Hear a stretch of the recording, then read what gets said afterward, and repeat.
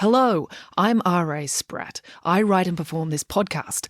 If you'd like to support the show, I'm a children's author, so you can buy a book by me, or you can buy me a coffee by going to buymeacoffee.com/storiesRASpratt. It's an easy way to make a small thank you gift to the show so I can keep kicking this can down the road. The podcast directory you're using right now should have a link to my Buy Me a Coffee page in the show notes, or you can type it into your browser. That's buymeacoffee.com/storiesRASpratt. All contributions are gratefully appreciated.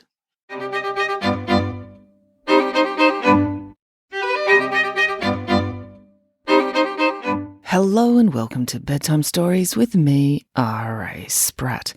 Well, I hope you're all doing well. Right here where I am in the Southern Highlands, Bowral, it's tulip time. It's spring. It's so spring-like. It's crazy. There are baby ducks and there's cherry blossom and tulips. And I'm sure when I say it's tulip time and we're having a tulip festival, what you imagine is not quite what it is because, obviously there's heaps of tulips and it's very sunny and it's beautiful, but it's just crazy crowds. It's like, for a Taylor Swift concert, you're going to get big crowds, but you wouldn't imagine that tulips would get crowds like this. And it's just every day for like 2 weeks straight in Bowral. It just goes entirely nuts as people drive up by the busload from Sydney to look at the tulips.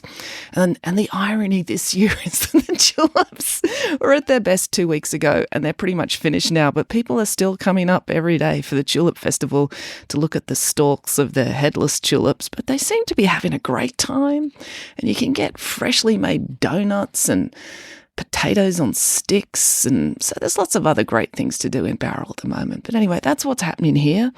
It's pretty much nuts because the town is packed with tourists, which is wonderful for all the small businesses, but all the locals like us tend to just hide. We become nocturnal because all the tourists go back to Sydney at the end of the day. So we sort of stay in our houses, and then when it's quiet in the late afternoon, we venture out to do our grocery shopping and to bump into our friends when we're walking the dogs. But anyway, that's what's happening here. Updates on things if you want to try and meet me. So I've got the live shows coming up. I'm having a bit of a rest after my super long tour. But at the end of this month, I'll be flying over to New Zealand, and I'll be in Queenstown, Christchurch and Auckland, and there's the big podcast show in Auckland. So if you're interested in any of those events, go to my website, raspratt.com, and the details are there in upcoming events. And then the Christmas shows, the tickets to those have also gone on sale, and they're happening in Sydney, Brisbane and Melbourne, and they're the big Christmas Stories with R.A. Spratt shows where I do my all-time favourite read aloud, Nanny, Piggins Saves Christmas, and I read a Friday Barnes Christmas story, Friday Barnes and the Case of the Stolen Star. So that's all coming up if you're interested in any of those things. All right, now let's get into today's story. It's actually inspired by an upcoming event I'm doing. If you remember earlier in the year, I wrote a book about Hamlet called Hamlet Is Not Okay, which was a bit of a different kind of book for me. It was slightly older and it was all about Shakespeare, and Shakespeare that's associated with all sorts of intellectual, academic, scholarly types of people. So I've actually been asked to go and talk on a panel with other scholarly, academic Shakespeare types at the State Library of New South Wales on the 12th of October. But it's an evening event. I think it's more of a grown-uppy kind of event. But if you're interested in that, you can go to the State Library of New South Wales website and they've got tickets available there. I'm pretty excited because I don't usually get to talk at grown-up things, and they've got some big deal people from the Bell Shakespeare Company will be there, and Toby Schmitz, who played Hamlet once. So it's going to be fun for me to talk to grown-ups. I'll tell you all about it after I've done it. All right, but anyway, doing that and having that coming up, it got me thinking, well, what story am I going to do this week? And I thought, I've done lots of Greek myths and histories lately. I want to do something a bit different. And I thought, why don't I do another Shakespeare story? So today I am going to do the story of Macbeth, which is a favourite of mine. I remember seeing Macbeth when I was at high school. The Bell Shakespeare Company actually came and performed it at my high school, and it was fantastic. So I'm going to do my version now, which is Macbeth as told by Nanny Piggins. Here we go. Out, damned Spot, out, I say! "Samantha Green, what are you doing?" asked Nanny Piggins, bursting out of the kitchen into the living room where the children were doing their homework and Boris was practicing his yoga. "Oh, sorry," said Samantha. "I was trying to rehearse." "But what are you rehearsing?" asked Nanny Piggins. It sounded like something rude. "Oh, no, it's Shakespeare," said Samantha. "I assure you that man is quite capable of rudeness," said Nanny Piggins. "I saw Midsummer Night's Dream once, and did you know there's a character in that play called, now brace yourselves, he's called Bottom." "Oh dear," said Samantha. "I am convinced that Shakespeare called a character Bottom just so he could justify saying the word bottom a great many times and making the more silly members of the audience giggle repeatedly." "Were you one of the members of the audience who giggled repeatedly?" asked Michael. "No, I'm not a giggler," said Nanny Piggins. "When I laugh, I prefer it to be a single dramatic ha! Right before I defy the expectations of the doubting fool before me. But it did make Boris giggle, didn't it, Boris?" Boris couldn't answer because he was too busy doubled over giggling. "What are you giggling about now?" asked Nanny Piggins. "I think he still hasn't recovered from you saying bottom twice earlier," said Derek. "You said it again," said Boris. "Yes, anyway, that Shakespeare fellow has a dubious sense of humour, if you ask me," said Nanny Piggins. "Well, I've got to rehearse this speech," said Samantha, "because my class is doing a performance of the play Macbeth." "Shh!" said Nanny Piggins. "You must never say that word."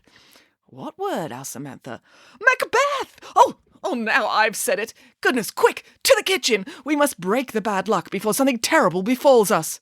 "How do you break bad luck in a kitchen?" asked Michael. "By baking an almond cake, of course," said Nanny Piggins. "Almond cake is well known to have powerful good luck properties, so baking one will nullify any effect caused by saying the name of the play." "Which play?" "Macbeth." "Oh, gracious! I've said it again. We'll just have to make 2 cakes now." 20 minutes later, the children were in the kitchen with Nanny Piggins, helping them mix up the cake batter.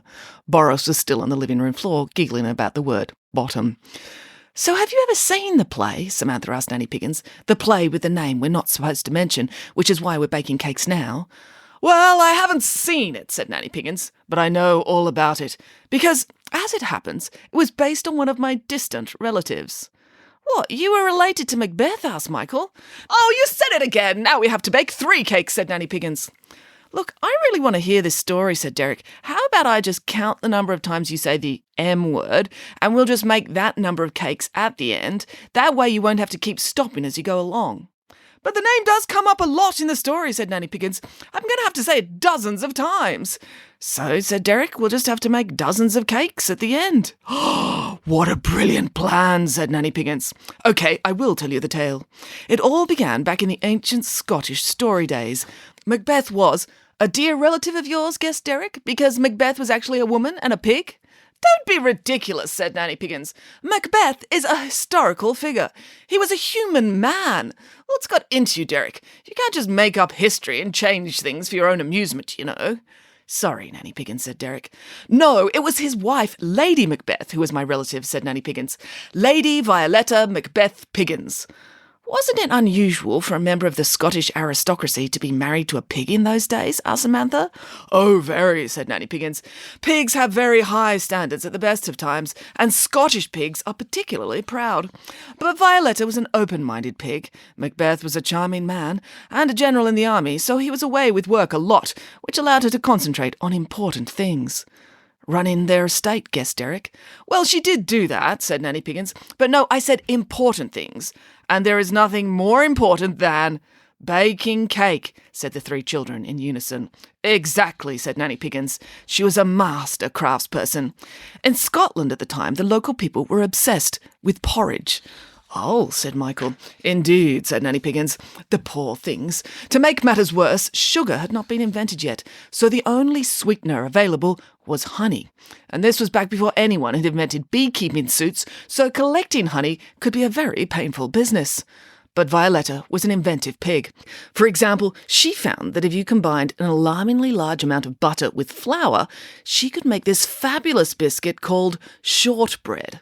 You can actually feel the butter clogging your arteries as you eat it, but it tastes so good you don't care."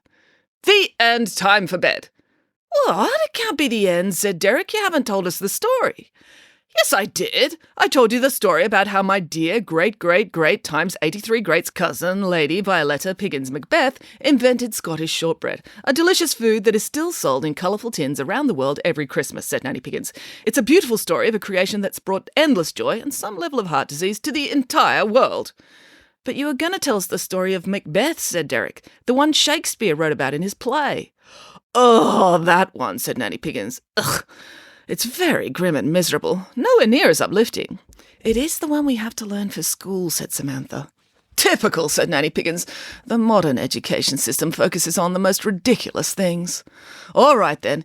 It all started many hundreds of years ago, when my dear cousin Violetta was at home working on her oat-based recipes, while her husband, the great lummox Macbeth, was out fighting wars for King Duncan. Now, Macbeth may have been a great lummox, but he was very, very good at fighting wars. Being married to a pig, especially a Piggins, had probably rubbed some extra athleticism and extraordinary acrobatic skill off on him, so he had very handily thrashed all the naughty baddies in that particular battle. So Macbeth and his best friend Banquo were all tuckered out. I'm sure driving off armies and killing people can be very tiring, both for the dead people and the soldiers who make them that way. They were wandering back across the battlefield when a thick fog came down. It's tremendously embarrassing if you've just led an army to victory to then admit that you're lost, but they were. And as they stumbled about in the fog, they came across 3 witches, exclaimed Samantha. No, actually, said Nanny Piggins. I know that's what happens in Shakespeare's version, but Shakespeare didn't realise there was a backstory. What sort of backstory? Asked Derek. Well, my dear cousin Lady Violetta Macbeth Piggins had sisters. Oh dear, said Michael. Were they like your sisters? Yes, they were, said Nanny Piggins. They were all evil geniuses in their own unique way. In what way? Asked Samantha. Well, they were all evil because they loved nothing more than tormenting their sister Violetta, and they were brilliant at impersonating witches, said Nanny Piggins. So there they were, in the middle of nowhere, all dressed up in the most ridiculous outfits. They'd made their hair all messy, they were wearing torn rags, they'd stuck green chewing gum to their faces to look like pustulous warts, they had a bubbling cauldron, the whole bit, when their brother-in-law, Macbeth, stumbled across them. Was he led to them with witchcraft? Asked Samantha. That's what my teacher said they did. No, not at all, said Nanny Piggins. They used a smoke machine they'd hired from a local party supply store. When Macbeth walked in, they all launched into their performance. The weird sisters, hand in hand, posters of the sea and land, thus do go about, thrice to thine and thrice to mine, and thrice again to make up 9. Peace! The charm's wound up. Oh, sorry to intrude, said Macbeth. Boss, said Banquo, I think these ladies may be witches. That's a very rude assumption to make, said Macbeth. Why ever would you think that? Well, there's everything they say and everything they do, said Banquo. Also, there's a sign on the sign-in table saying, Welcome to the Scottish Witches Association Annual General Meeting. Please fill in your own name tag. Oh, so there is, said Macbeth, filling out a name tag sticker and putting it on his chest. All hail, Macbeth! Hail to thee, Thane of Glamis! Oh, that's nice. They know my job title, said Macbeth. All hail, Macbeth! Hail to thee, Thane of Cawdor! Continued the witches. Oh, no, you've got it wrong. I'm not Thane of Cawdor. That's my boss, said Macbeth. All hail, Macbeth! Thou shalt be king hereafter! Cackled the witches. I will? Wow, that'll be so cool, said Macbeth. Did you hear that, Banquo? These weird sisters say I'm going to be king. Isn't that nice? Yes, but sir, should you be taking career advice from 3 women who don't know how to use any hair care products? Oh, we shouldn't be prejudiced against them just because they're having a bad hair day. And a bad facial warts day, said Banquo. Well, that's hardly their fault, said Macbeth. Warts are caused by a virus. We shouldn't be judgmental. If they say I'm going to be king, then that's just lovely. But for you to be king, Banquo pointed out, then the current king, King Duncan, who's always been so good to both of us and is beloved by all the people of Scotland, he would have to die. Oh, well, that would be bad, said Macbeth, very, very bad. But these lovely ladies say it's going to happen. It's fate, and you can't fight fate. If he's going to die, he's going to die. We all die eventually, you know. Yes, but preferably of very old age, Banquo pointed out. Oh, well, I don't know about that, countered Macbeth. Is being old all it's cracked up to be? All the old people I know are always complaining about their arthritis and the price of toilet paper. Maybe we'd be doing Duncan a huge favour, helping him skip past that whole bit." "Now, sir, I think you're being a little bit silly," said Banquo. "Now, you are married to the best and most intelligent of ladies." "Oh, she's a pig," said Macbeth. "Indeed, you are the luckiest of men," said Banquo. "She's very wise. I think you'd better talk this over with her. She'll talk some sense into you." So Macbeth went home to his castle and explained everything that had happened to his dear wife, my dear cousin, Lady Macbeth. "And she told him to murder Duncan?" asked Samantha. "Of course not," said Nanny Piggins. "She told him to stop being such a big nincompoop. Murdering people is wrong. Murdering people to become king is even wronger. And murdering people because 3 poorly groomed women in a forest suggested it was your destiny is absolutely ridiculous." In fact, Lady Macbeth was so annoyed with Macbeth for his deeply silly murder idea, she sent him to the corner of the room and made him sit there for a good half-hour having a long, hard think about himself. Macbeth was sulky at first, but by the time she let him come out of the naughty corner, he'd come to his senses. "Sorry, sweetheart," said Macbeth. "You're right." "I know," said Cousin Lady Macbeth. "I always am."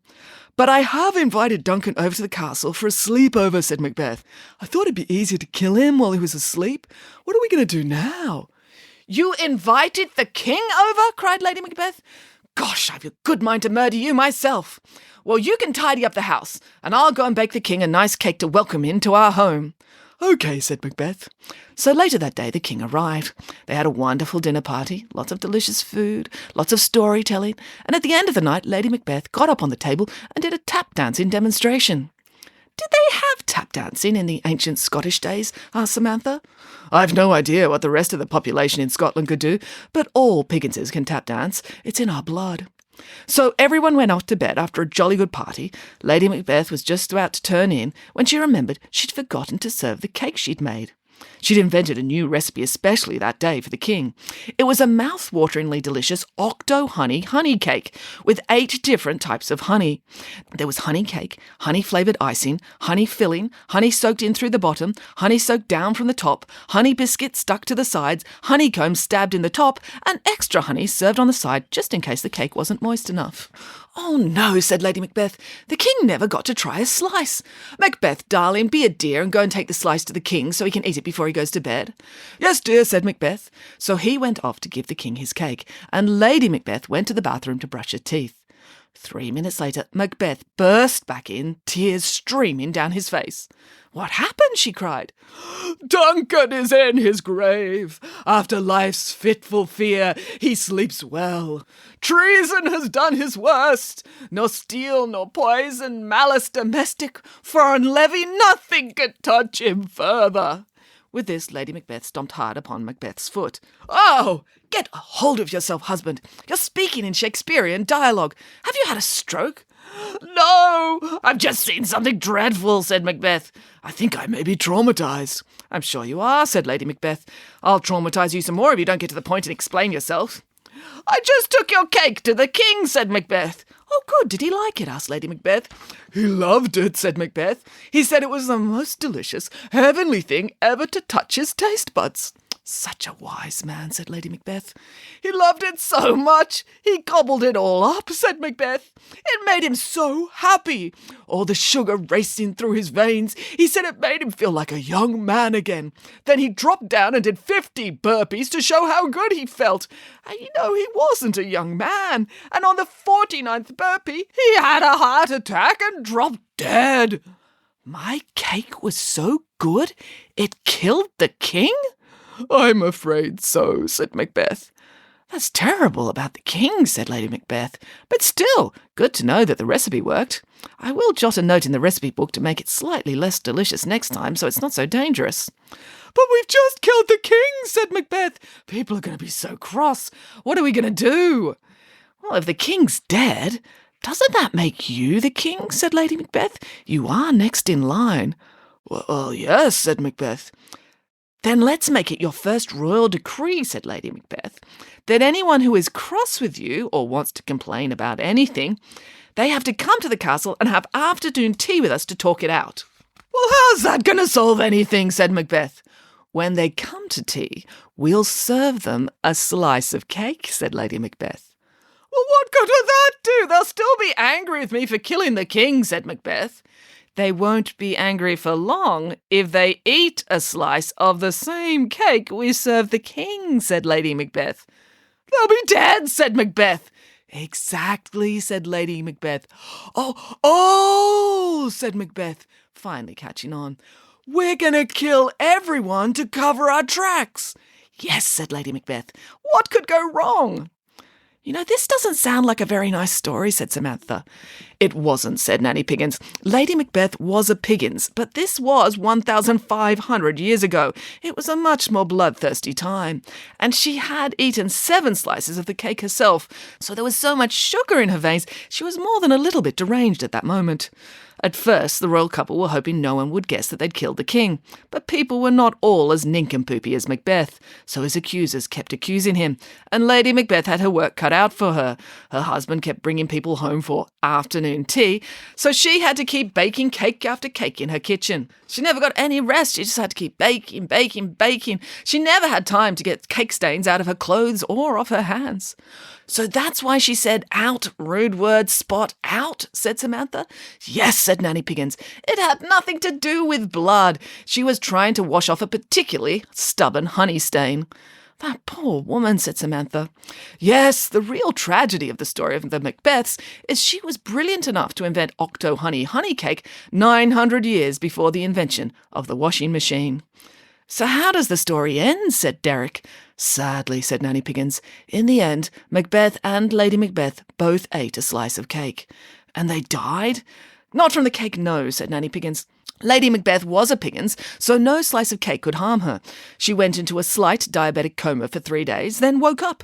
It turned out that all the other people weren't dead either. They were also just in diabetic comas, and they woke up too. What, even Duncan the king? Asked Samantha. Oh, yes, and he was fit as a fiddle, said Nanny Piggins. He'd been king for so long without a proper vacation, so 2 weeks in a coma was just the rest he needed. So everything went back to normal as if the whole debacle had never happened. Except for my dear cousin Lady Macbeth. She was so energised by the honey cake, she rowed a boat all the way to Jamaica. Why Jamaica? Asked Michael. She smelled that they had sugar cane there, said Nanny Piggins, and she wanted to experiment with new ways of making honey cake with less honey so it wouldn't be so dangerous. The end. Time for bed. I don't think that's the version of Macbeth we're supposed to be learning for school, said Samantha. We're supposed to learn the Shakespeare version. Oh dear, said Nanny Piggins. I'll tell you what, if your teacher gives you trouble, I'll come into school and bring him a slice of honey cake. If he's in a coma for a week, you can do whatever play you like. Are you sure you'll have the time? Asked Derek. Well, why wouldn't I? Asked Nanny Piggins. Well, because you are going to have to make 78 almond cakes now, said Derek, because in total, while you were telling that story, there were 78 times that you said Macbeth. 79, said Michael. Gosh, that's wonderful, said Nanny Piggins. I must tell this story more often. The end. Okay, well, there you go. I hope you enjoyed that story. Check out my website, rasprat.com, for all the details of upcoming events. And that's it for now. Until next time, goodbye.